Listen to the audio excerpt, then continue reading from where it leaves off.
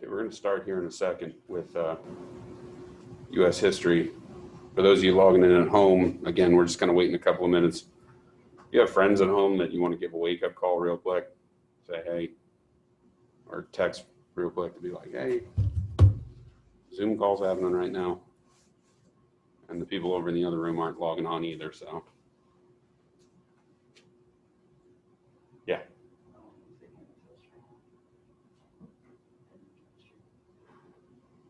Okay.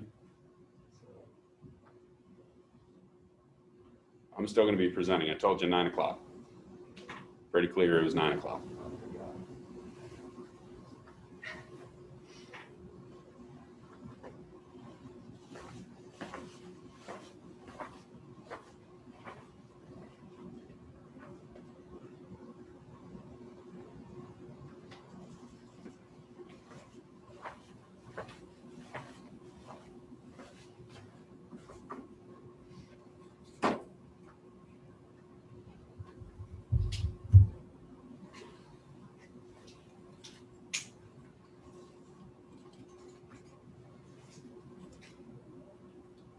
Okay, in the interest of time, considering you guys have presentations today in English, and I'm sure you have other things going on as well, I'm going to at least present this. Today we're talking about colonial society, and we're talking about the open warfare that existed because of this. Now, this is basically a brief snapshot that's going to cover roughly chapters 2 through 6. So it's a big chunk. This would normally take us a couple of weeks.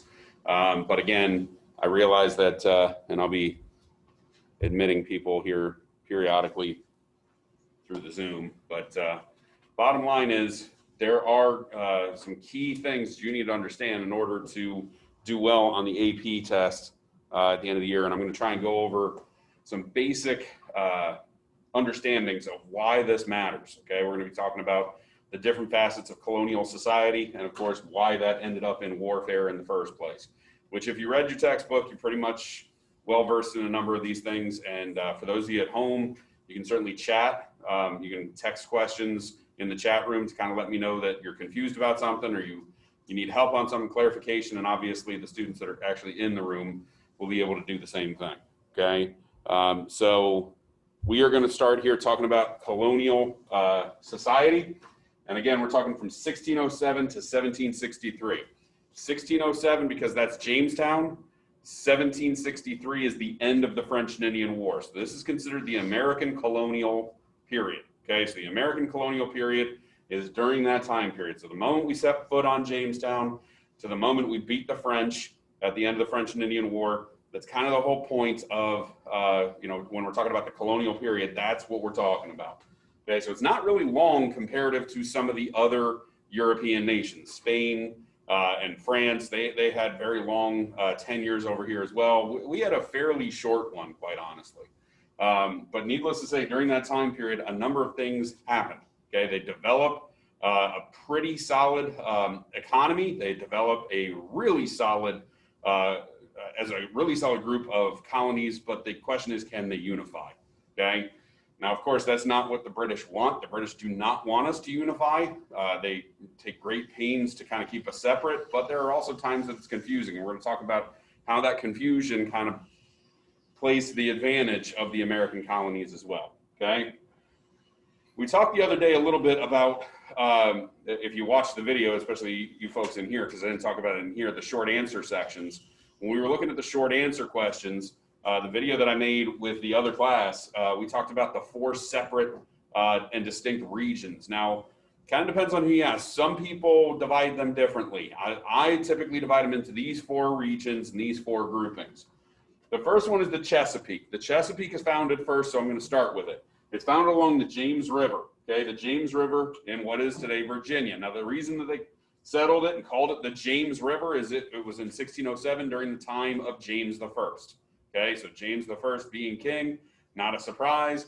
They name it after him, but they also named the countryside, this whole area, Virginia, in honor of the Virginia Company, which was basically funding the entire venture.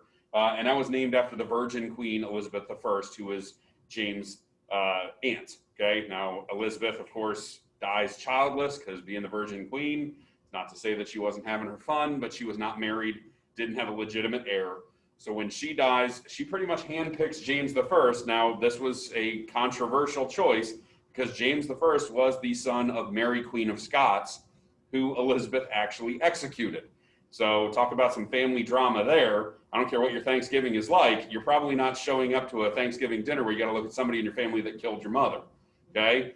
So needless to say, that's kind of where the Tudor family is at this point, turning over to James and the almost Scottish royal line, if you will. And it's the first time that they really have a Scottish and English king. Now, this is before the time period of Great Britain. Okay, this is still an English king, Scottish king. They're very separate. Okay, they view their kingdoms as very exceptionally separate. They still kind of do. Okay, you don't go up to Scotland and start singing, English national anthems and stuff. It's not a good idea. It's an easy way to get yourself beat up. But bottom line is these 2 entities are united to a certain degree underneath James I and his leadership. James I, of course, really kind of pushes for these colonies. He kind of embraces the idea of colonies. And it's not surprising because the Spanish had really benefited from this. The French were starting to benefit. The Dutch were benefiting. So it was kind of one of those things where just to be competitive, if nothing else, they were going to get involved. By 1619, there had been two major events, and we've talked about this numerous times. It's the first representative government in the House of Burgesses, and it is the founding of the slave trade within the English colonies, which had already been in existence by the Portuguese and the Spanish. They had already been well versed in importing slaves from Africa well before this, but the English kind of get onto this, what eventually becomes known as the Triangle Trade. Okay, and it all kind of establishes in 1619. By 1632, Maryland had cropped up. Maryland being, again, the Catholic colony, the colony that was founded specifically to cater to Catholics and being a safe haven.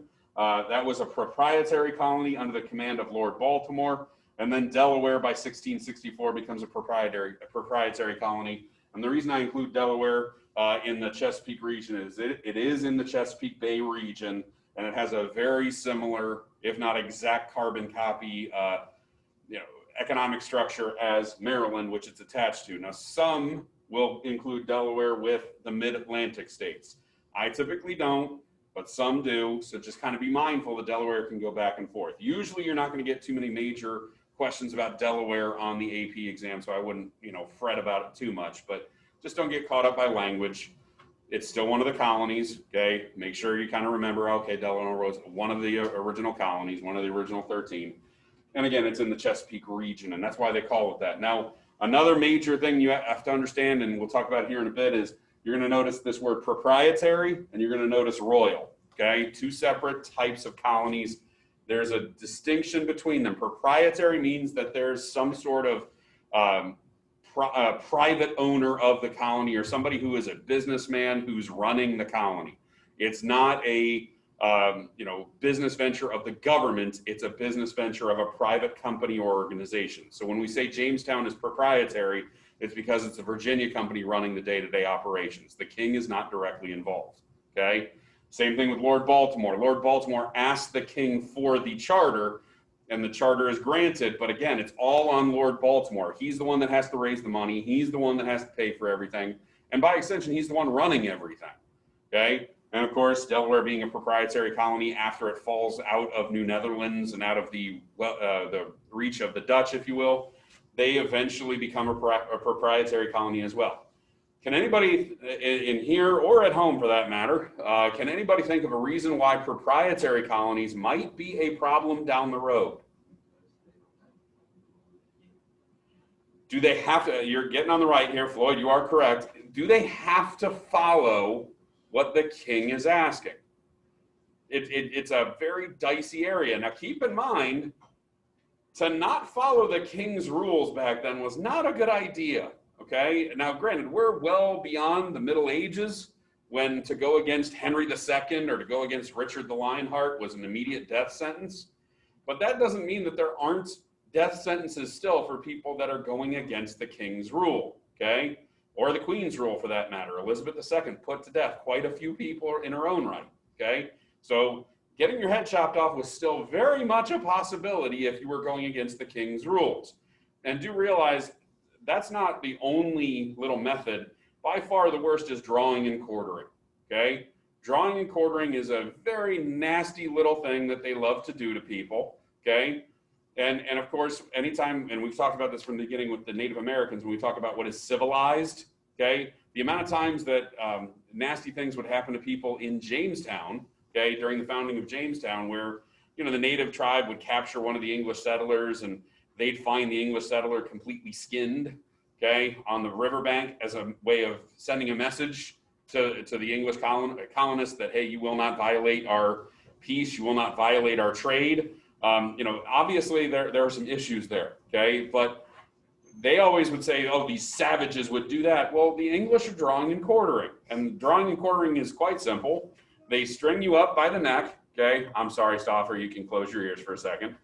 If you don't want to hear what this is, I'm sorry, but they string you up by the neck, and they don't do it to kill you. They do it to choke you to the point of almost passing out, because they want you awake for the rest of it, okay? They take you down after that. they string you up, basically pulling on your arms and legs to the point where they break a bunch of your ligaments and tendons and make it very difficult for you to move at all. And then they put you on a table and they kind of open up your insides. They cut you basically from neck all the way down to, sorry guys, into an area that's not fun. And then they cross you right below the rib cage so they can take out all of your stomach, liver, intestines, and they make a big show out of it. They pull the intestines out like they're doing a magic trick. And then if they really don't like you, they cut off something, sorry guys, that you would miss. They cut it off right in front of you and light it on fire. And after all of that, they chop your head off. After all that, they kill you. If they give you mercy. You are allowed at any point to scream mercy. They might give it to you. Okay? So some people would scream mercy from the very beginning, or at least whisper it, because after you've been choked, you really can't scream. But they would, give a signal that yes, mercy, and they just chop the head off and move on. Now that's if they were willing to grant you mercy. If they really didn't like you, you were going through the whole process.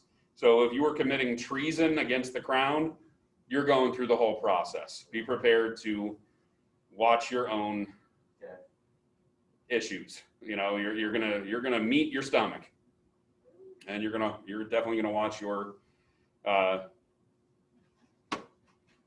unmentionable areas burn.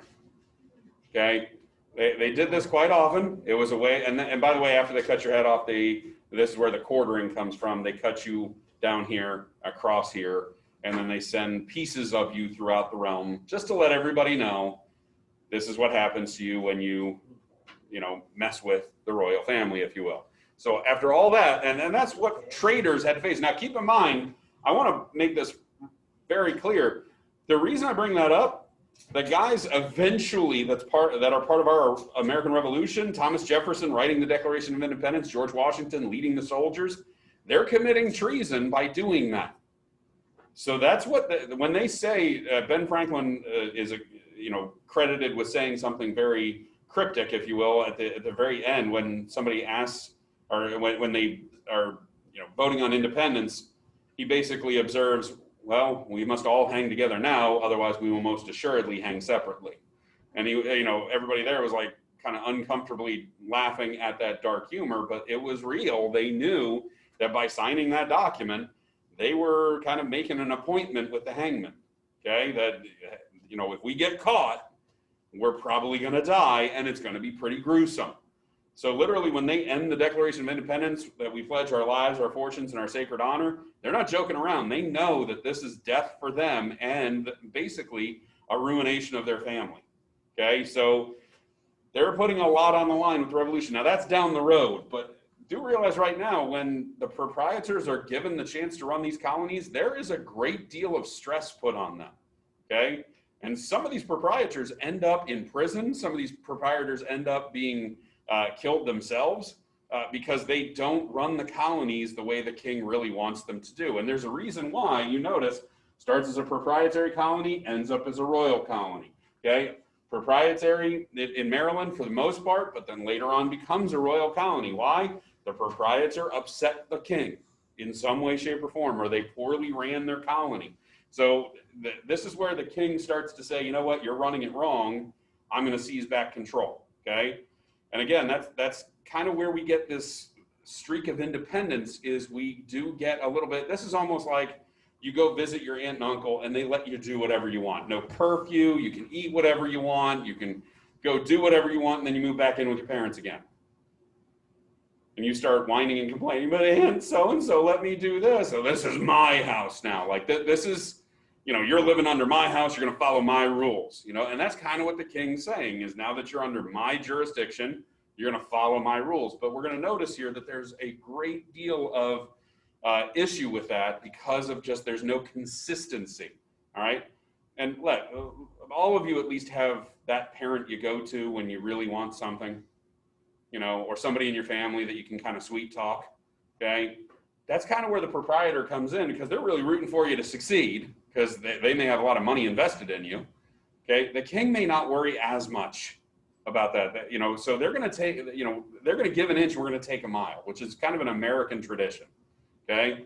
So you're going to see why there are roots of independence here. It's because it's pretty much offered up indirectly by the king and by the government of England. They don't realize they're doing it. Okay. But this is the Chesapeake region. The New England region, in 1620, that's when the Pilgrims come over. They go over to Plymouth Rock. They found it by Puritans. Puritans and Pilgrims are interchangeable when it comes to the AP test. By 1629, they had formed together and fused Plymouth, Salem, and Boston into the Massachusetts Bay Colony, and they finally merged officially in 1691. Now, it takes a while to get to that point. So when you hear Massachusetts Bay Colony under John Winthrop, they're really talking about Boston, what is today Boston, and the environs around it.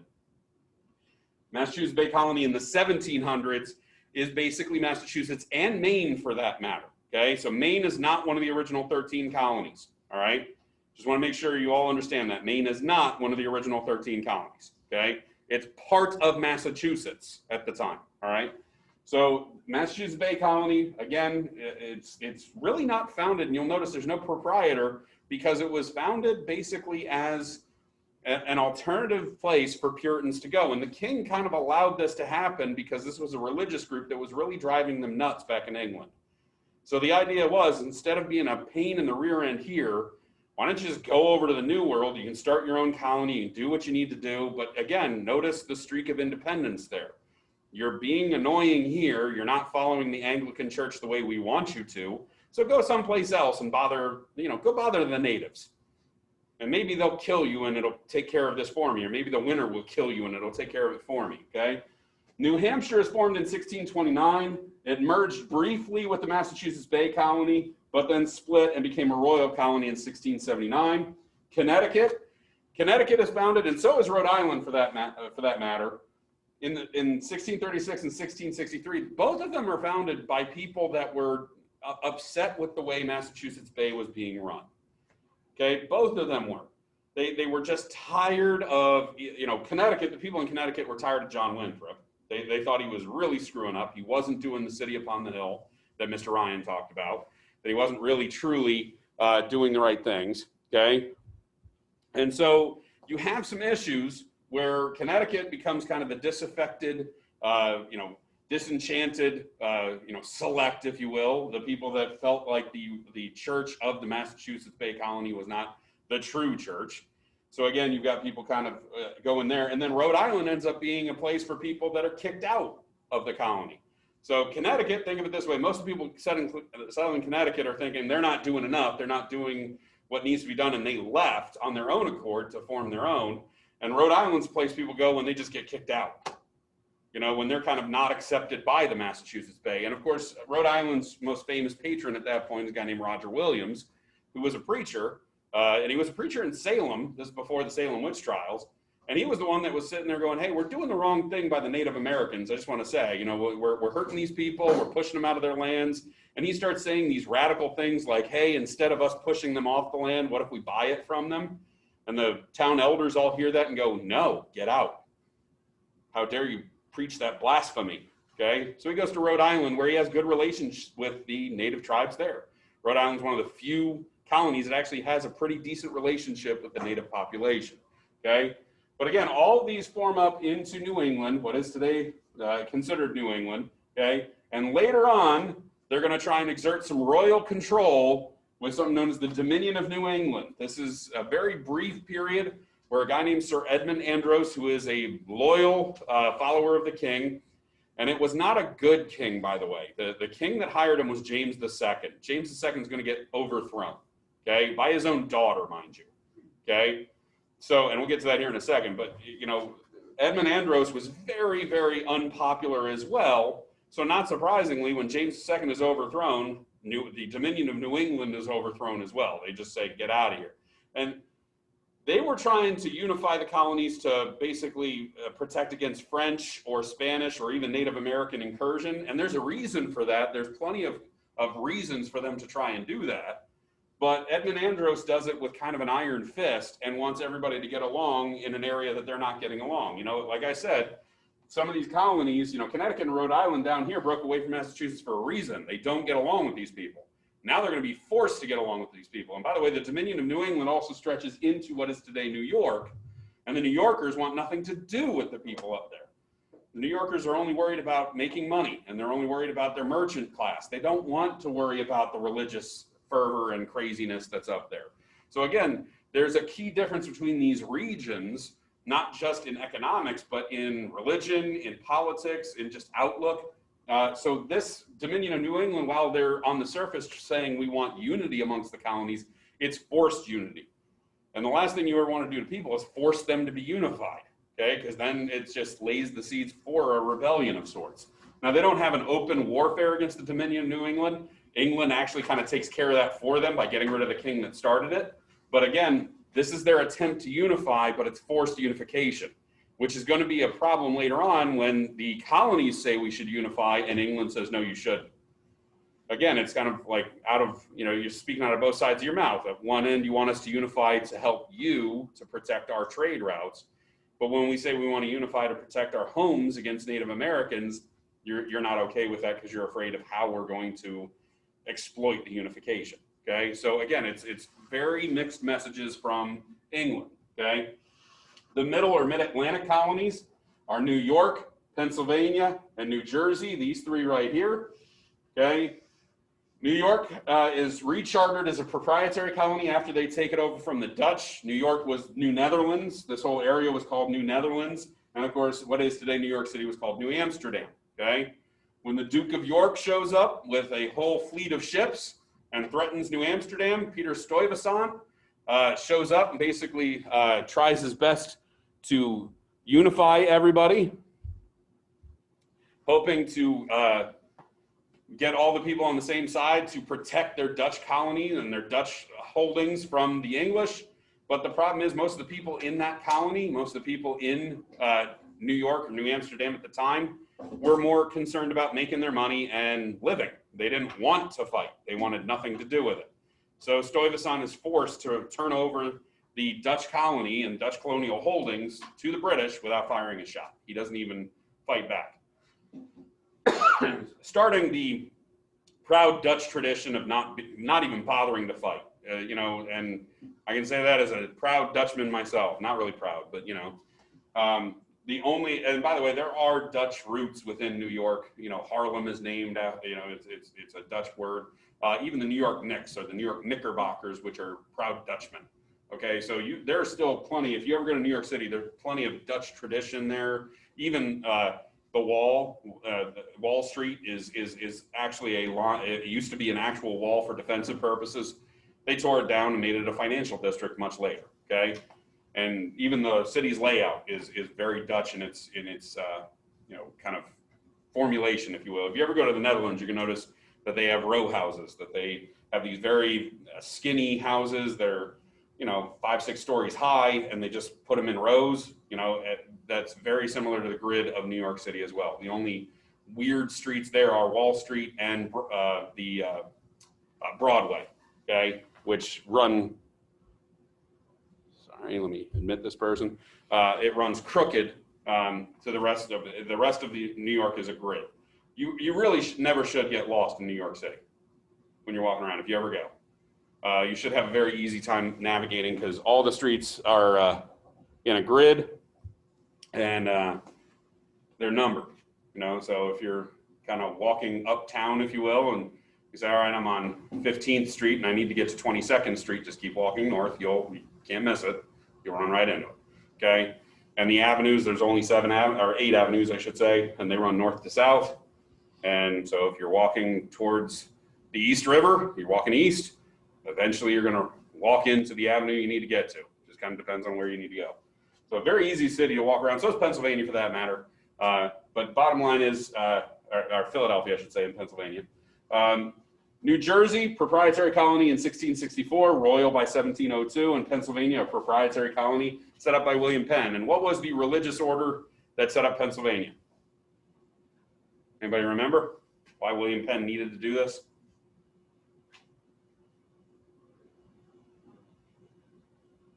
Some of you have eaten their oatmeal. Quaker, yes, the Quakers, okay?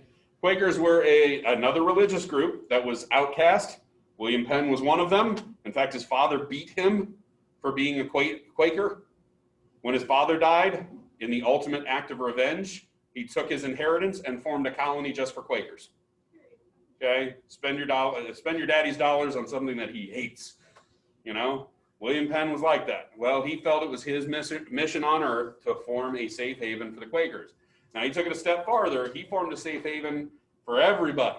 The reason that he called his major city Philadelphia, it literally means city of brotherly love. It's the idea that everybody's going to get along here.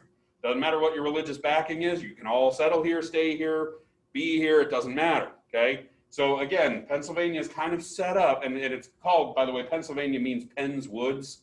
Okay. Sylvania is a Germanic word. And again, he sees a bunch of woods. I mean, he shows up, it's forest land, and it's the eastern woodlands, and it becomes Penn's Woods. Okay. And it's by far the most welcoming and open colony when it comes to religious tolerance. Not surprising, Philadelphia, by the time of the Revolutionary War, is the largest city because it's accepting of everybody, including Native Americans, mind you. Okay, Native Americans were allowed to come in. There were plenty of Native Americans that would have been walking around the streets of Philadelphia way back during even the French and Indian War time period. They would have been walking around no problem. Okay, so again, that whole middle Atlantic colonies, what sets them apart? They are very much into making money off of trade. This is kind of your merchant class. New York is only worried about that. Philadelphia, same deal. Now, that doesn't mean that there aren't farms. There's plenty of farmland, okay, but they are a very diverse group of people. And you're going to notice that Pennsylvania has a number of Pennsylvania Dutch, okay, which are eventually going to become known as the Amish, are going to come into that region. You're going to get a tremendous amount of Germanic people, okay, Germans are going to show up and settle the interior of Pennsylvania. New York, they of course have the Dutch roots, but they're very metropolitan, so they have people from all over. Swedish people, people from Italy, people from all over are going to settle in this general area, even as early as the American Revolution. So we already pretty much have a melting pot scenario occurring in this region because they're so accepting. And again, their major purpose is how do we make money? They're not interested in farming as the primary source and the only source, whereas other regions like the Chesapeake would have been, okay? And finally, the Southern colonies in 1629, the initial charter happens for the Carolinas, but there's a huge gap between the charter and the actual settlement due to the British Civil War, okay? This Civil War is massive. It's really a huge interruption to the British mentality and where they're headed, or I should say the English still, they're not British yet. But by 1712, when they are British and they have settled everything, they rechartered North and South Carolina as actual royal colonies. And this happens after a war, really. It's called Queen Anne's War. They finally settle it and they make them into royal colonies. Now, that doesn't mean there aren't settlers in that region, but it also means from the original charter in the 1620s, they really kind of are an unsettled, unincorporated territory, so they were kind of on their own. There was no real proprietary, there was no proprietor, and of course the royal, it's questionable. It's questionable as to whether or not the royal colony really exists. And again, that's because of the Civil War, and we'll kind of talk about that here in a bit. Georgia is the last of the 13 colonies. Georgia is the last one to step in. And it was a proprietary colony under the command of James Oglethorpe. Anybody happen to know what James Oglethorpe formed Georgia to do? Make money. Well, he was hoping to make money, but it was a different way. Who the settlers were? I'm sorry? Prisoners, yes. It was a penal colony. So they were told that basically what Oglethorpe was trying to do is he had some friends that were fairly wealthy individuals who had fallen on hard times, okay? Because they fell on hard times, they were in debtor's prison. And he really thought that that was silly to put somebody in prison where they could possibly die of disease or have other issues. So he thought, what about if we had a colony that you could go and you could work off your debt, okay? So he came up with that concept. The idea is, hey, we'll go over, we'll farm, we'll take care of things in that region, and those people will be able to work off their debt to society and possibly become prosperous over in the American colonies. Now, it serves another purpose, and I know this is not the greatest map in the world, but where Georgia is, anybody got an idea what the other purpose might be? Not slaves at this point. They eventually, of course, adopt the slave plantation model. Okay, possibly some trade routes. Very good. Keep the Spanish from coming in and causing a problem. Because here's where they make the argument. Oglethorpe says, hey, look, in order for the Spanish, who are in Florida at the time, in order for them to attack the British and actually get up into the colonies, who do they have to go through first? The prisoners. So there'll be a buffer colony. We'll be there, that will fight first. And by the way, this works out pretty well because one of the wars is based in Georgia. The War of Jenkins' Ear happens in Georgia. One of the dumbest wars by name and by, just warfare in general that we ever had. But, bottom line is Georgia does actually work out to their advantage at that point, okay? So those are the 13 colonies, again, in 4 separate regions. Now, all of this is going to boil down to some serious economic issues and other issues as well, okay? The economic issues, you always have to go back to what was your colony founded to do, okay? In order to understand kind of the economic roots of these colonies, Jamestown and the area of the Chesapeake, it was founded specifically to be a money-making venture. It eventually became one with the introduction of tobacco, but they struggled at first. When tobacco comes along, they finally do become fairly prosperous, okay? And of course, that's what they were founded to do, make money. So when you think about the Chesapeake region, it's, you always should kind of remind yourself that cash was the major concern. That's what they were there to do in the first place. New England, they were there for religious, and at the very beginning, it was religious freedom. But it became very clear very, very early on that freedom was very much an interpretation, okay? Freedom for them, not for anybody else. So very closed-minded when it came to that. So your colony is going to be affected by that if your primary purpose is religious freedom, you're going to have to find ways to become economically viable. Now, at first, they figure, well, we'll just be like the people down in Virginia and we'll farm. But they didn't have a very key and somebody the other day during our little short answer session said it correctly, they didn't have a cash crop, okay? They didn't have a crop that you can grow in massive amounts and make a lot of money at, okay? Apples are nice, but, it's not considered a cash crop. You're not, founding an orchard and then rolling in dough for the rest of your life, okay? So these guys really struggled with some of the, crops that are being made there, whether it be wheat or corn. They were subsistence farmers. They were just farming enough to where they could survive. It takes a while for them to realize that they can make money off lumber. They can make money off of shipbuilding because they've got the deep ports. So again, New England initially was founded as religious freedom, but economically they have to find ways to become viable. And they actually, in the long run, become more prosperous than the Virginia planters do too. Okay, so initially Virginia looks like the big money-making venture. By the time of the American Revolution, Boston was the place to be if you were trying to make money. Okay, New York wasn't too far behind.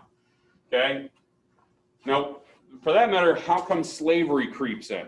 Again, it creeps in very quietly in 1619 by a boatload of slaves that are kind of off course and have to come into Jamestown for repairs, and then they sell these slaves to the Jamestown colonists.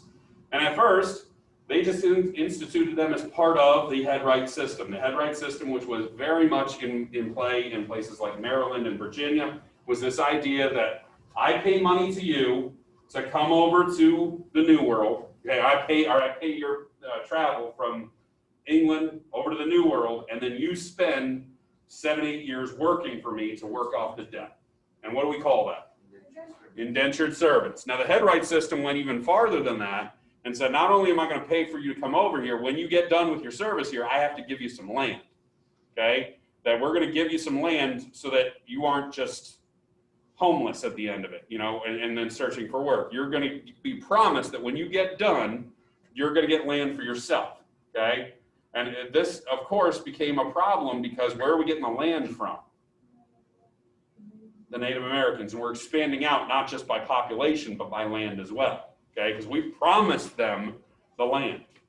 Okay, if I pull over Floyd from England and say, well, you know, Floyd, you're going to work for me for 7 years, and at the end of 7 years, I got to give you 50 acres of land. Well, I got to get it from somewhere, and the colony is the one that's providing that. So the colonial legislature is going to be very big, and so is, for that matter, the Virginia Company and eventually the King. They're going to be big on, hey, we've got to push these Native Americans out. So the Powhatan Wars in, you know, the Virginia colony, the wars that happen up in Massachusetts, is because of these systems that we're setting up to where we're promising territory to people coming in, and after a few years, we've got to live up to that. We can't just say, oh, our bad, we didn't conquer enough territory in the past year. Okay, so again, it makes us fairly warlike to do that. Now, one of the ways to get rid of that, when we start realizing that's probably not the best way to do it, the easiest option is to just get on the slave route. To replace, instead of indentured servants, we're going to bring in some slaves. The slaves, we don't have to give them their freedom, and they're not asking for land later on. They are part of the land at that point. And of course, the cash crops at the time mostly were tobacco and rice. Tobacco up in the Chesapeake region, rice down in the Carolinas. This is well before cotton becomes a real big moneymaker. Cotton doesn't become a moneymaker until the early 1800s. We'll get to that eventually. Okay. But slavery becomes a very key part of their economy in the southern regions because they need that kind of workforce, you know, that's going to sustain that economic venture. Of course, it's wrong. We're not even disputing that it's wrong, but that's how slavery kind of germinates in that area, because they need a workforce, and the natives, unfortunately, they don't hold up as a workforce. They're not, you know, they catch diseases too quickly and they die, and so they go with the African workforce because the Africans had smallpox, the Africans had yellow fever and other things. They had the same diseases the Europeans had been dealing with, so they had immunity to it. Okay, and again, it's already set up. The slave trade, as we talked about, and I'll jump down to the triangle trade here.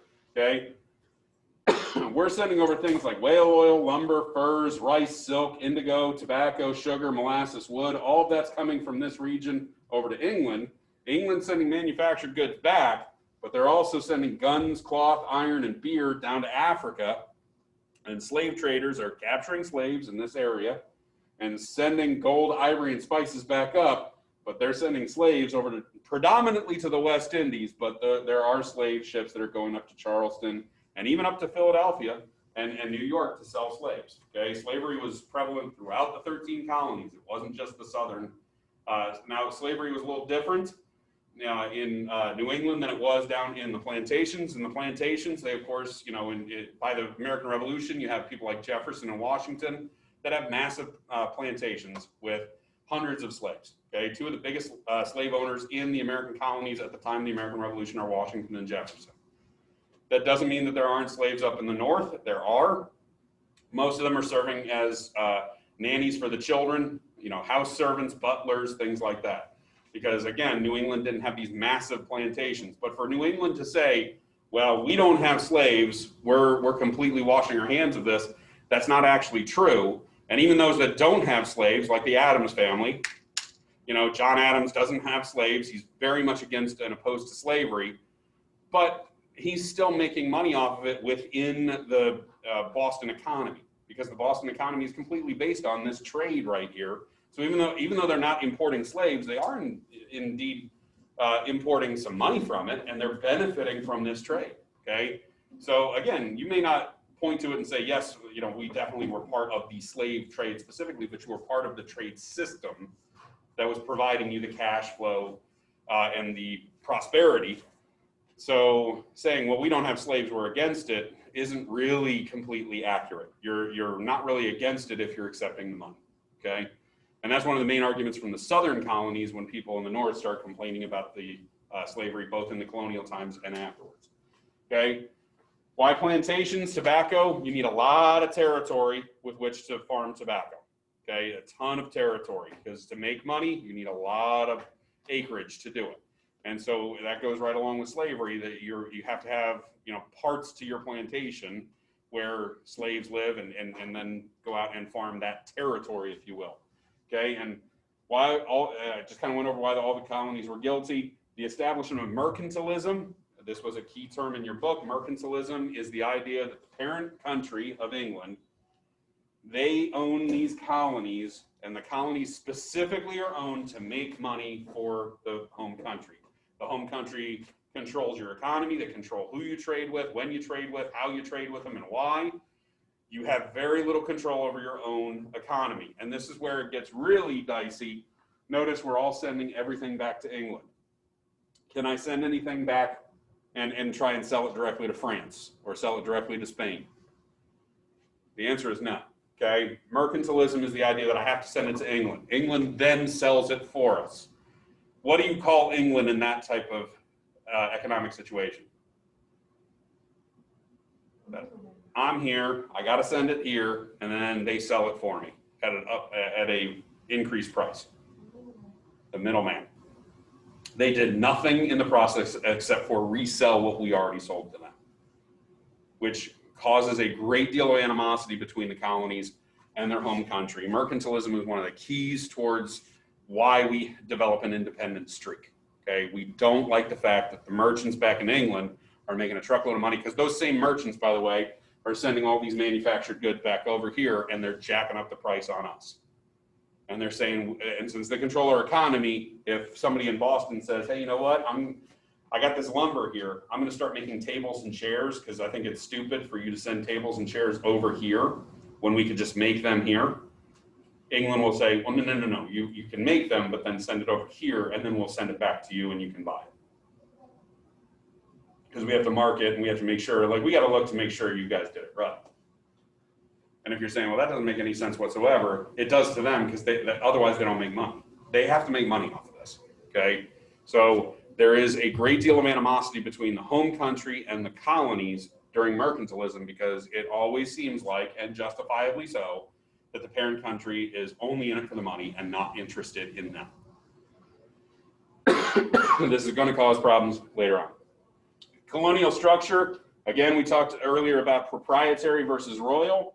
Proprietary is the idea that you have a private ownership group or a proprietor, somebody like Oglethorpe or Penn. Royal means you're directly under the royal control. And it goes back and forth far too much.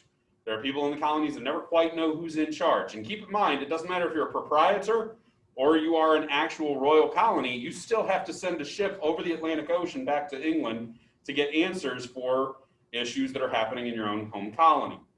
So if you have an issue with, the Native Americans, if you have an issue with a law or a rule within the colony, you have to ask permission, and it takes you 8 to 10 to 12 weeks to get over to England just to ask the question. So it could be 3 months trip back to England, and it could take another 3 months for you to get back. It'd be half a year before you got an answer to your question.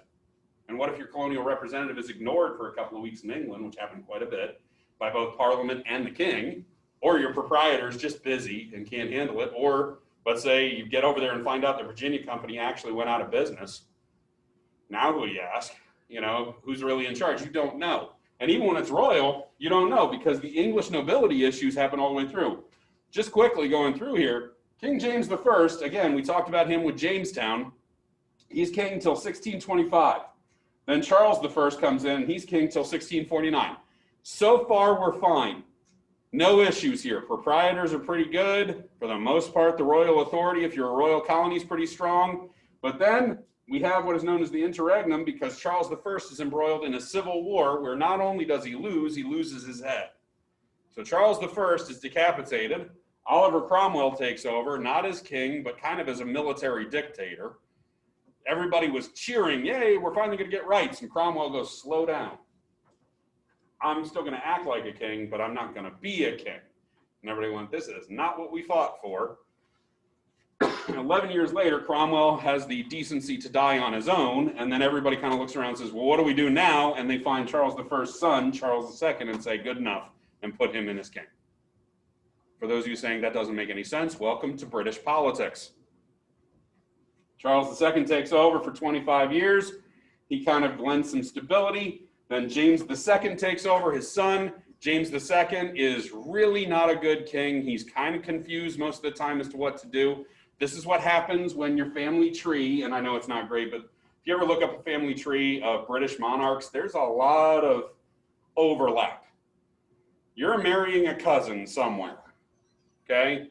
And that is not a good idea because you end up having some pretty special offspring from time to time. James II would qualify. His own daughter, Mary, had gone over to the Netherlands and married a guy named William of Orange, okay? William of Orange and Mary keep on hearing rumors about how bad England is being run and how stupid her father is, and Mary gets the idea, you know what, maybe I should return and take over and relieve my father of command.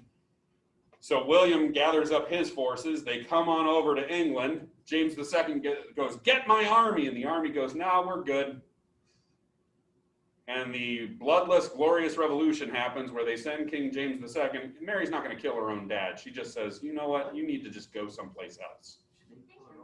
She did not. She had at least some morals. She said, you know what? I know you're an idiot, but you're still my dad. So she sends him away into exile. And then she and her husband take over. And so William and Mary rule England. Not surprisingly, there's a college named William and Mary down in Virginia that's founded during that time period specifically to honor these folks, okay? That they kind of restore the union, if you will.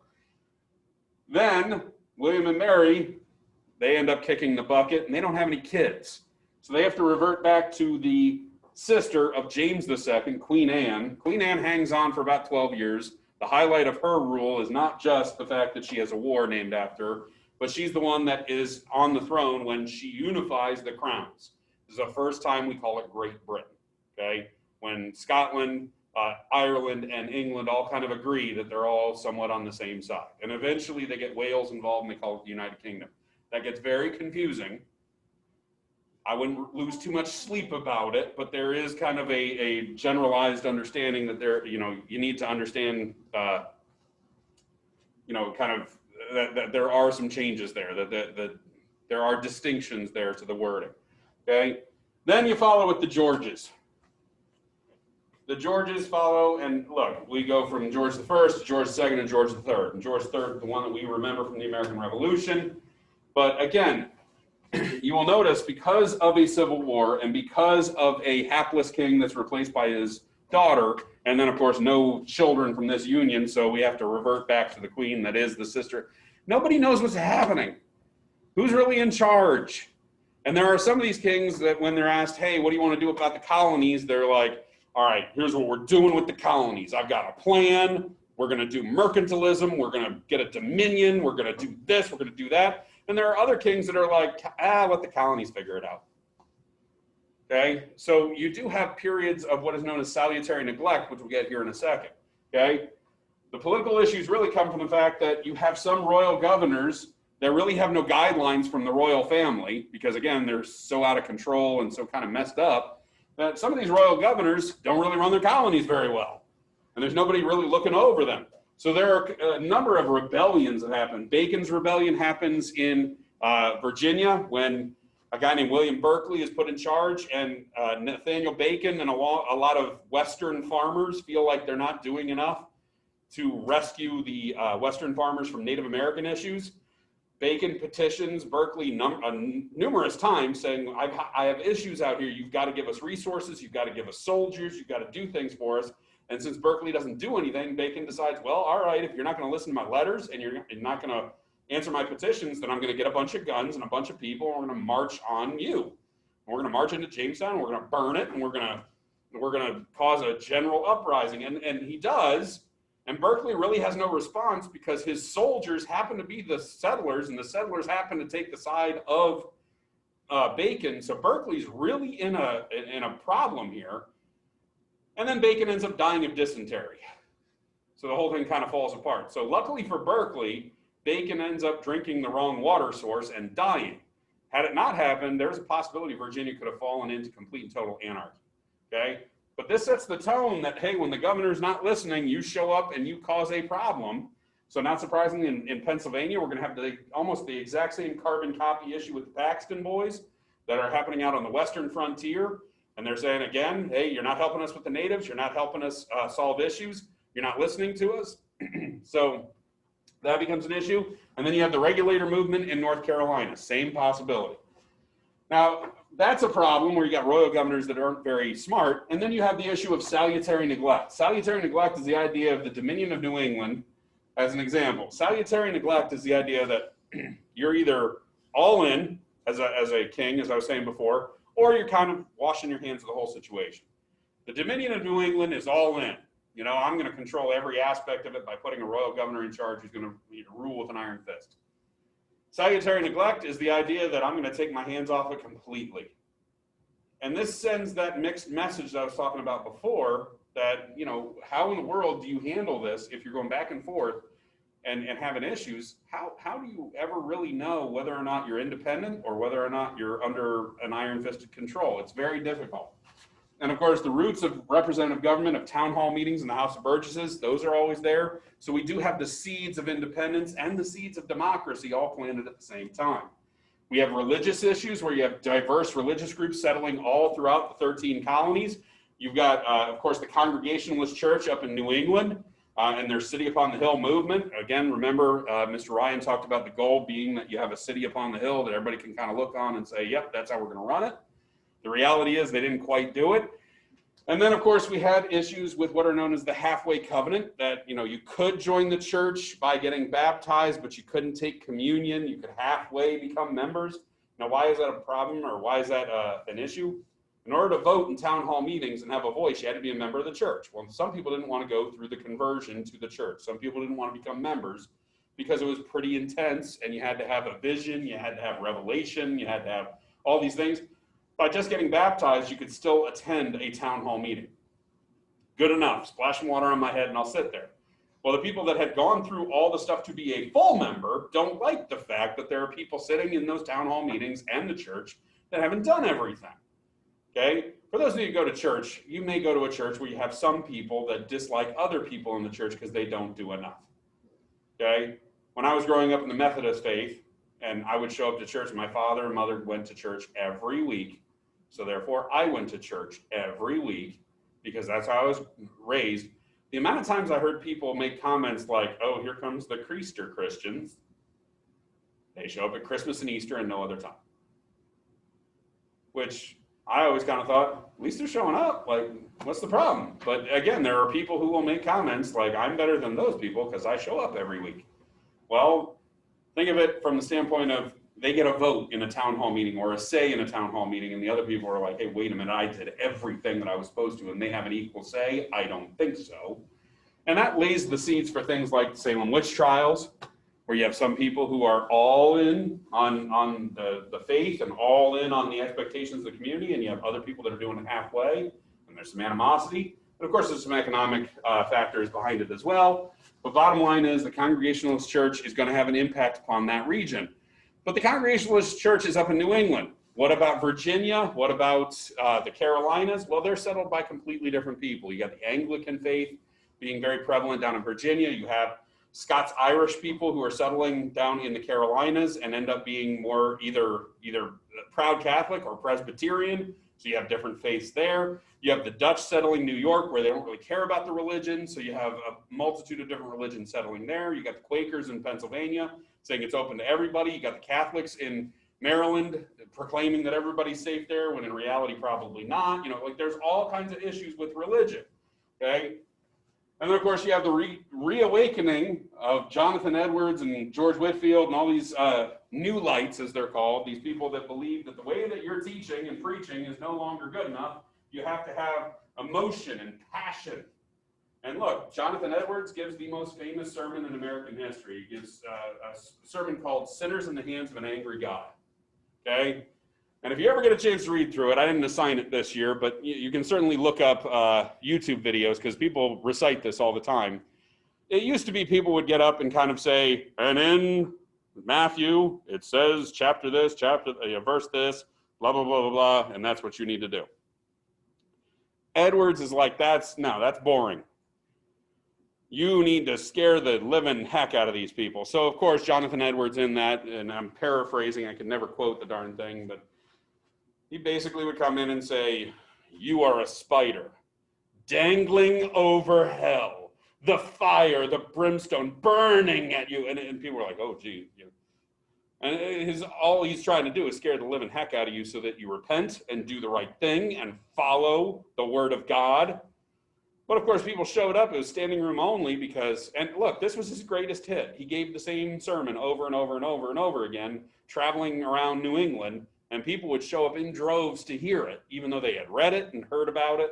They would show up to hear it because, man, it was good. He was just good at presenting material. He was very animated. He was fun. And remember, this before time of TV and radio and things like that. Your entertainment was live entertainment, and sometimes the only live entertainment was going to church. And if you've had a minister that just stands up there and reads chapter and verse and just says, all right, go out and be holy, folks, and then walks out of the church, to have a guest preacher show up and say, you will burn in the pits of hell for eternity like a spider over a flame. And I'm like, oh, wow, all right. And look, it's fun watching other people condemned, so let's show up and have fun, Again, this is kind of what the Great Awakening is doing, and the old lights don't like it. They like the idea that, nope, you need to find your own conversion. Edwards and Whitefield felt that their job was to convert, okay, to go out and recruit from the masses. And they're followed up by other people like Cotton Mather as well. We kind of made mention of them here and there. But, there are plenty of preachers during this time period going around, traveling around, and trying to, for lack of better terminology, recruit, okay? Other things, a religion inspires education, because if we're going to have these new preachers, they need to know how to read, they need to know how to interpret, they need to know how to write. So not surprisingly, we found universities specifically at first to train ministers. These are, Harvard, William and Mary, Yale, Princeton, Penn, what eventually becomes known as Columbia, King's College. Okay, the roots of what eventually become known as the Ivy League. All those roots are laid during the late 1600s, early 1700s. And again, it's the idea that we need to train these people, not for the law, not to be a doctor. Back then, to be a lawyer or a doctor, you just apprenticed. You went and followed somebody around and learned how to do the trade. Okay, but yeah, they took this stuff serious where it was preaching, hey, you better learn how to read the Bible and other texts and interpret and write and be entertaining, and we've got to train you how to do that. That was the important thing. They eventually grow into a law school. They eventually grow into a medical school and a business school and other things like that. But all of these are founded during that time period, okay? And do realize in 1754, King's College is founded specifically to celebrate the king. And at the time, it was King George II. It changes to Columbia during the American Revolution because we don't want to celebrate the king anymore, okay? So, there are going to be changes to this. And of course, newspapers. We're one of the most literate societies in the world. That includes England. We're more literate than England at the time of the American Revolution. Americans really take pride in their ability to read and write. It's important to them. It's taught generation by generation. And it's because we want to read the newspaper. And we want to read the Bible for ourselves. Because again, in the Anglican Church back in England, one of the main problems with the separatists is, hey, I don't want the preacher telling me what the Bible says. I want to know for myself. So education is a big deal. So not surprisingly, newspapers are very popular over here. And we established the freedom of the press under a court case dealing with John Peter Zenger. John Peter Zenger is a newspaper editor who writes an article about the governor, the royal governor. And he says, you know what, I think he's pretty incompetent and pretty stupid and did some dumb things. Well, the royal governor says, hey, he can't print that. And, they kind of look at the situation and say, well, was it a lie? He goes, that's not the point. The point is he can't write that. And I said it as the royal governor, so you can't write that. So there's, the jury kind of looks at it and says, well, wait a minute, if it's not false, why is it wrong? And so it comes down to freedom of the press that, hey, the king can't just shut you down if you're telling the truth. If you're reporting on something and it's accurate, well, then you have the right to do that, whether it's royal or not. So John Peter Zenger was in a world of hurt here because, hey, saying that a royal governor is doing something wrong can put you in prison for a long time. But since it was the truth and he had a right to report it, it establishes the freedom of the press even before the Americas are established as a free country. Okay, so that becomes one of our major things, is that the press will be free and independent to report. Okay. Now, of course, as we start expanding, we have open warfare, and there's plenty of examples. The Powhatan Wars of the 1600s, that's down in Jamestown. You have the King's Philip's War, which is Metacom up in Massachusetts and expanding around New England. You have the King's William's War, which is William III, okay, William and Mary. That was Britain and France, along with the Native Americans, mostly fighting over fur trading rights and lumber rights in the northern regions between France and English colonies. Queen Anne's War, which was mostly the same thing. They just kind of fought again over the same stuff. The War of Jenkins' Ear, which was Spain versus Britain, mostly at sea and in Georgia. And this literally happened because a British sea captain had, I actually did do it. Sorry, chopped his ear off, okay? He had done something that the Spanish didn't like. The Spanish overtook his ship, and the Spanish sea captain cut Jenkins' ear off and said, take this back to your king to show how much of a liar you really are. And instead of the King of England going, oh, well, you must have lied, he said, how dare he? And they fought a war. Pretty dumb, but they fight again in King George's War, which again ends up being Britain against France and Spain. All of these were minor, and they were usually, they were offshoots of a European struggle that was already happening. So something happened in Europe, and it spilled over in the colonies. The French and Indian War is different because we started. And not surprisingly, the guy to start it, George Washington. Little George Washington, he's never really little, I'm sorry, young George Washington. Young George Washington leads a battalion of troops out into the Ohio country, which was claimed by Virginia, because they hear that the French are establishing a fort called Fort Duquesne out in what is today Pittsburgh, okay? So he goes out to inspect, and while he's going out there, Washington's troops fall upon a French contingent that's out basically surveying land. The Native Americans that are helping him out basically go and slaughter a bunch of them, including the leader. The remainder run back to Fort Duquesne and tell the commanding officer, hey, guess what? All of our soldiers that didn't return are dead, including your brother who was leading the contingent. So a guy named Jumonville, who was in charge of Fort Duquesne, says, all right, I don't like the fact that my brother is dead. I'm going to go find these people. So he gets up a whole slew of French soldiers. They march out into the countryside, find Washington, surround him at a place called Fort Necessity. And by the way, Washington did a terrible job on this. He puts a fort down in a valley and puts a bunch of basically sticks in a circle.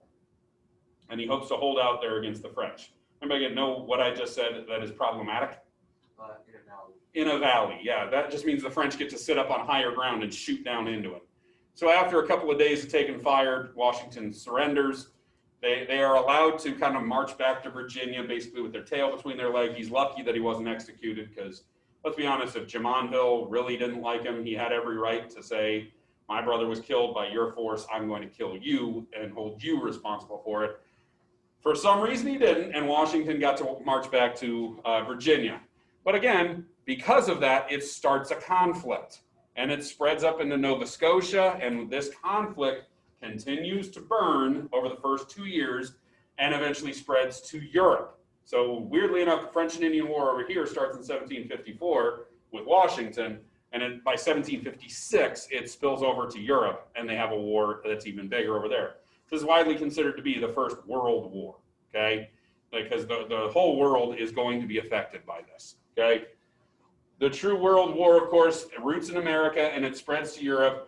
And the spread to Europe was a little ridiculous because you had, France basically feel like they were attacked first, so they get Spain on their side as usual, but they also get Austria, they get Russia, and they get a smattering of smaller countries on their side. Britain turns to the only ally they have in Europe, a nation called Prussia.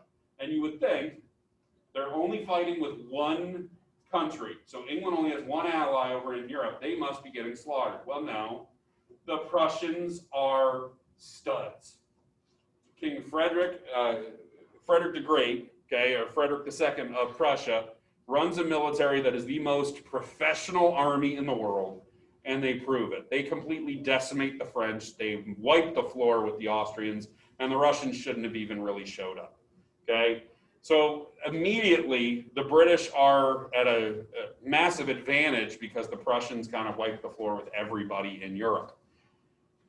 When it spills over here, though, it's really more of an English versus French along with their Native American allies, which is why it becomes the French and Indian War. That's why it's called that over here. It's misnamed, of course, because they leave the British out. It always makes it seem like the French were fighting the Indians. That is not the case. Natives were on both sides. This is, of course, the war that inspires this. Who drew this, by the way? Benjamin Franklin, okay, the printer. Okay, Ben Franklin kind of proposes an Albany Plan of Union. He basically says all the colonies need to come together to fight. The colonies barely show up. Only 6 show up to the Albany Plan Congress. They don't really get anywhere, but at least it's the idea that, hey, we can call for unity. What really upsets people in the colonies is when British hear about this, they kind of put it down and say, how dare you do that? You shouldn't do that. And people like Franklin say, why wouldn't we want to unify during a war? You know, that doesn't make any sense. And it's because England can see the writing on the wall. If we can unify during war, we can unify in peace, and that's not good for them. Okay? The British don't exactly start off well over here. They send this guy named General Braddock over to lead an expedition out to destroy Fort Duquesne. Washington ends up volunteering for this expedition. George Washington, again, is involved. Okay? He makes friends, very ironically, with a guy named Thomas Gage. Thomas Gage is a British military officer who's, you know, under Braddock, if you will, but Gage and Washington become very good friends.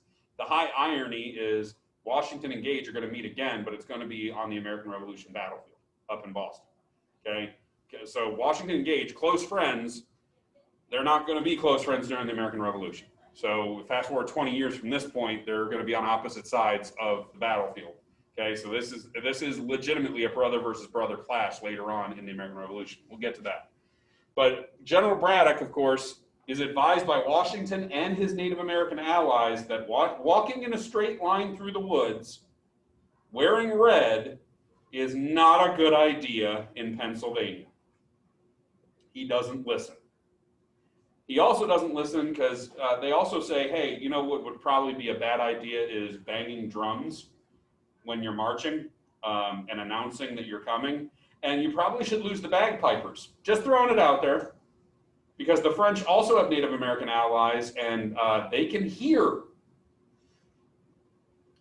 Braddock doesn't listen, and so he gets slaughtered. He walks directly into a trap. The guy who rescues everybody in the back is Washington, who puts forth a pretty sizable defense. He gets 2 horses shot out from underneath him. His coat has 6 bullet holes in it after the fight is done, but somehow Washington never gets hit himself. This is the tradition of George Washington of riding into battle.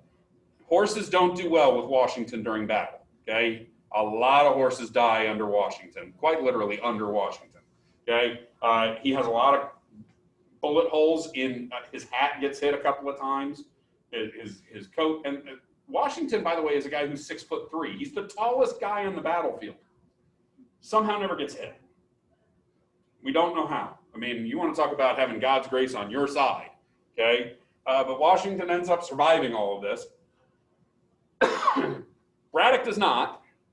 Braddock gets hit, and Washington eventually has his body buried on the roadway. They actually dig a hole in the road and cover him up and then like drag all the carts over it and all the horses and everything to hide it because they don't want the Native Americans to dig him up and like desecrate the bones, if you will. So we have no idea where Braddock is buried. It's not like they marked it on a map or anything. There's no marker saying here lies General Braddock. So somewhere in the Pennsylvania or Virginia countryside is General Braddock. No clue where, okay? But it's because of his determination to kind of do his own thing that he ends up dying. It's a huge blunder, if you will. And the effect is the British have to go back to the drawing board, okay? And of course, they turn to a guy named William Pitt. William Pitt is known as the Great Commoner in Parliament. He is known because he really is kind of coming from common means. He's a man of the people, if you will. And he realizes that you're not going to win a war by banging a drum, marching in straight lines, and trying to outclass the other side. You're going to win a war by having smarter commanders that are willing to do things differently, that are willing to listen to locals. And so he puts a lot of effort and a great deal of money and resources into the war over in the colonies. And so it all kind of comes to a head at the Battle of Quebec when Montcalm, who is the French commander, and Wolfe, who's the British commander, face off at Quebec. When they face off at Quebec, Montcalm, of course, marches all his soldiers out in straight lines, and they stand, and look, this is European warfare at its finest. I take my guys, line them up in a straight line, you take your guys, line them up in a straight line, we shoot at each other until one of us says, all right, we're done. It's the only manly way to fight. Wolfe still does this to a certain degree, but he allows for his Native American allies at this battle to do whatever the heck they want. He doesn't give them any guidance. He just tells them, whatever you want to do, you do. And so what do? They do this weird thing that when the French fire their guns, they jump behind some trees or they hide. And after the French shoot and are reloading, and it takes about 30 to 40 seconds to reload one of those guns, they run up and just hit them with a tomahawk or, stab them with a knife, like why in the world would I fight you face to face when you have a loaded gun? And so the British kind of go, that's probably smarter. Now in the battle, Montcalm is shot and killed. In the battle, Wolfe is shot and killed, fighting the old European style. You know who doesn't take many casualties? Natives. And because the British have more natives on their side, it's the Iroquois, they win. And so Quebec falls, by extension, so does Montreal, and France pretty much is done at that point. And the end of the war is pretty catastrophic for these folks. Okay, at the end of the war, the British end up taking Florida from Spain, and they take Canada from the French, pretty much shoving the French and the Spanish out of North America, or at least the area that mattered, if you will, and they technically shoved the French out completely out of the Mississippi region as well. So by doing so, this war pretty much solidifies that the eastern seaboard of North America is completely British. Now, of course, this doesn't bode well in the long run because there are problems in the colony. First of all, America's militia, they weren't exactly excited about fighting this war, nor were the American people in general. You have British officers trying to command American militia, and American militia, this is the problem. The British officers are used to saying, turn right and fire. And the Americans are used to saying, hold on, which way's right? Oh, that way? Yeah, that's stupid, I'm not doing that. See, the Americans had so much freedom to do whatever they needed to do, and they had seen how the Native Americans fight, that fighting British style wasn't a good idea. Fighting like a Prussian in America is not a good idea. Fighting like a Prussian over in Europe, deadly. Over here, deadly for you. So the Americans really don't subscribe to what the British officers are trying to tell them to do. And plus, the American militia is not going to show up at a moment's notice to fight unless it's for their homes. They'll protect their homes, they'll protect their colonies, but they're not going to go up into Canada and fight. They don't feel the need, okay? So there is some colonial disunity because some colonies are a little bit more involved in this struggle than others, but for the most part, it is laying the seeds for actual colonial unity in the long run. Now, the aftermath of the war, the Native Americans on the British side felt betrayed because they thought for sure that after the war, they'd be guaranteed land. So people like Chief Pontiac and the Ottawa tribe fight for the right to their western lands. So Pontiac's rebellion happens at the very tail end of the French and Indian War because, again, they feel like they've been lied to, and they probably were. After this happens, the British decide that they are going to draw a line called the Proclamation Line. This ends up being a very stupid thing because the Proclamation Line basically says that you cannot settle past the Appalachian Mountains. Well, we had already been settling past the Appalachian Mountains. This was not a new concept for us. We had already been doing that. So that becomes an issue, okay? And again, remember, you don't tell Americans they can do something and then say they can't.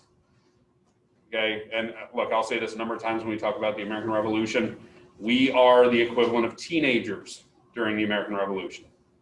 Because if I told everybody in here, you have the right to order pizza or order, some sort of delivery service during lunch, and then next week said, hey, we're going to stop doing that because, no, I'm getting tired of it. You'd be like, but you said we could. I didn't pack a lunch today. Like, immediately you're going to start complaining, okay? And it's going to be the worst thing in the world because, everything's the worst thing in the world to teenagers sometimes. So that's kind of how Americans are too. And we'll kind of get to that next week, but it's going to cause more tension. And this is really where it begins during the French and Indian War and by extension, the Proclamation Line. Okay, now after all that, some of you noticed that there is an assignment. The American Colonies Research Assignment. And for those of you hanging on at home, I appreciate it. Let me check. I see now. All right. So, American Colonies Research Assignment. First of all, you need to use the internet to find at least 5 quality sources that will help you develop your argument. Okay, 5 quality sources. That means no Wikipedia. You can start with Wikipedia because Wikipedia can be changed. Look, right now, you could get on Wikipedia and you can change things on a Wikipedia site. A few years ago, I had a class do it just to prove it. And I didn't actually tell them to do it, they just did it. So as I was talking about how Wikipedia is not a viable source for information, I had a student get onto the Northwest High School website, change Mrs. Smith's name to my name as principal, change our colors to fuchsia and gray, change our mascot to the Fighting Quakers. Okay, and I mean, literally the whole column to the right was just completely changed. Okay, now they changed it back, but it proved my point. Anybody sitting at home can change Wikipedia.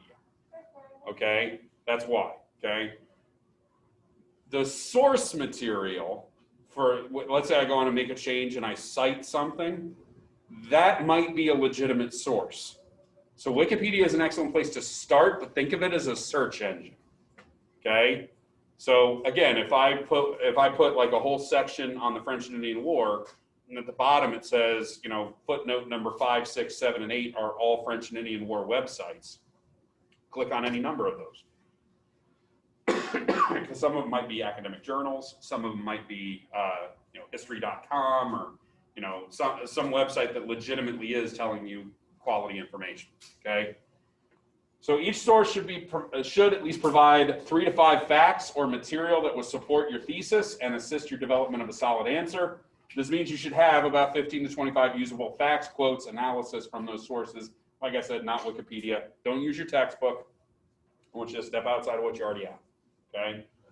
So 5 different websites at least. Some of you will use more, but 5 different websites at least. And then you're going to find about 3 to 5 facts from each one of them to make them a useful source. Okay. So you should have in the neighborhood of 15 to 25 facts to use. I always use index cards. That's my personal thing. I always write things down on index cards. You can do it however you want. You can do it in a notebook. You can type it up in Google Forms, or Google Docs, I should say. You can do it however you want. Okay. Source material and facts should be properly cited in your paper. You may use any citation method. I'm not big on saying it's got to be MLA or it's got to be Chicago style. It's got to be that. Like, I'd much rather you find something that you feel comfortable with. And I would like to point out, if you go to tools, there are citation help there. You know, there's different formatting. They kind of walk you through how to do it. And there are websites too. And I don't know if you know this, but there are websites out there that will create a works cited page for you. You just type in your stuff and how you used it, and it just creates it for you, cites everything properly for you. How I wish I would have had that when I was going through school. Again, I'm sorry to keep beating a dead horse, but you are all so lucky to grow up when you are. The paper should be at least 2 to 3 pages in length. Answer the entire question that you choose. A clear thesis statement should be there, and it should be underlined. I want you to underline what you think your thesis statement is. And by the way, since we're running AP rules this year, thesis statements can be multiple sentences in length. Okay, the AP board allows for that. Yeah, well, for at least AP US, they allow for 1 to 2 sentences. Okay, so if you got to split it up, I always like you to try and keep it in one clear, concise argument, but the AP board makes the rules, and I'm not going to judge. So 1 to 2 sentences are fine, but you need to underline it, whatever you're trying to prove. Okay. There also should be a works cited page, which does, I'm sorry, I'm skipping ahead. Papers are due no later than Monday, October 12th. So you have 2 weekends with which to work and an entire week with which to work. Okay. So Monday, October 12th by 11:59. Notes and sources should also be included. If you do it by hand, you can take a picture of it and just attach it. If you do it, obviously, in Google Docs, you'll just share it. If you do it on note cards, you can always, you know, you guys can turn it in directly if you wanted to. But if you're at home, of course, if you do anything by hand, you can always take a picture of it and send it that way. Again, papers are due on Monday, October 12th. There should be a works cited page that does not count as one of your pages of writing. There's always that one kid who's like, well, I wrote one page and then my second page of my works cited. Nope. You know, your actual paper is 2 to 3 pages. And when I say 2 pages, I mean all the way to the bottom of the second page at least. Be wordy. It's amazing how many people talk all day and then can't write a word, okay? So 2 to 3 pages at least of writing. Works cited page should be its own separate page, if you will. And of course, I don't know why I have to tell you, but plagiarism is a 0 in the grade book. There is no arguing on that. It includes straight copy and paste jobs. It includes if I shared information with somebody else. It includes if I say, here's my paper, you know, see what you can change to make it your paper. That's not how that works. If you get caught plagiarizing, you're done. You got a 0. And it's a 0 out of 150, which is very difficult to come back from. Okay. The prompts, you got to choose one of the following. There are 3 different questions I'm asking here. Okay. The English colonies were founded for a multitude of reasons and were run throughout the colonial period by a vast array of different leadership styles and people in England. Determine what individuals, groups, and systems in England had the greatest influence on the American colonies, and explain how these English influences created the American colonial mindset that existed during the French and Indian War. So you can go with the kings and queens, you can go with the proprietors, you can go with royal governors, you can go with people that are in parliament. This is on the British side. So this question's asking on the British side of things. So if you're a little more interested in what's happening back in England, that's the question you may want to do. And look, this is taking you completely outside the book, so you really will have to depend on your sources at that point. But if you're a little bit more interested in the English side of things, especially if you're interested in kings and queens of England, especially, maybe you want to go that route. Okay. 2, democracy was a foreign concept in England and the rest of Europe during the colonial period, yet democracy developed within the colonial society. Identify the ways in which democracy took root within the colonies, grew into established groups and practices, excuse me, and eventually became a bedrock of the American mind by the time of the French and Indian War. So the growth of democracy, how did it start and how did it grow in the American colonies? Okay, you're gonna have to make an argument based upon that. The third one, a common belief in the United States that we are a nation founded upon Judeo-Christian beliefs and texts. In researching the religious roots and developments within the colonies, is this belief valid? So are we founded on Judeo-Christian beliefs? That means, are we rooted in things like the Bible, okay, or Jewish teachings, or, you know, 10 Commandments, things like that. Do we owe our current American value set to the settlers of America who brought their religion with them, or is this too simple of an explanation? Okay, so if you're interested in religion, and especially religion, how it came into being and how it came part of the American system, then number 3 might be the route you're going, okay? Because I'm asking for validity on a belief, okay? So this is what you are doing, again, by next Monday, okay? Okay, somebody asked from home, can you share it with other people for peer review, or is it strictly no sharing? This is an excellent question. You always are allowed, if I'm friends with Goldick and with Stauffer, and I say, you know what, I'm going to share my paper with the 2 of you, you share it with me, and we'll read it and look, I can see the timestamp on it, okay? I can see when it was done officially, but if you have an agreement with somebody that says, hey, I want you to read my paper, I did this back in high school too, okay, would have a friend read over something before I submitted it, that's totally fine. So excellent question. You absolutely can do that. And look, if somebody does make some changes to it, if I give it to Sierra and Sierra says, all right, you know, paragraph 2 doesn't make a lot of sense, I would change it to this, and you put a little comment off to the side, you can leave the comments in there. I'm not going to judge you for it because it shows me your peer editing. I'm totally fine with peer editing. That's an excellent question. Okay. That is not what we're talking about when we're talking about plagiarism. Okay. Now, of course, if I write the first paragraph and then Sierra writes the next 10 paragraphs because I paid her $50 to do it, then yeah, that's plagiarism. That I'll be able to see in your document, okay? But yes, excellent question. Any questions before I shut this whole thing down after boring you for a solid hour and a half? Stauffer, go ahead. Okay, so there were like number 2, you sound like it's English, like kings and queens, like interest you or whatever. And like do that. But like, what about Scottish? Because Mary Queen of Scots was the queen and Kristen. Okay, the question of Mary Queen of Scots. Unfortunately for Mary, she dies before the colonies ever come along. All right. Bye. Elizabeth II took care of that one. I don't like her. Okay. Is this completely based around the television show you watched? Only slightly. Only slightly. Okay. Only slightly.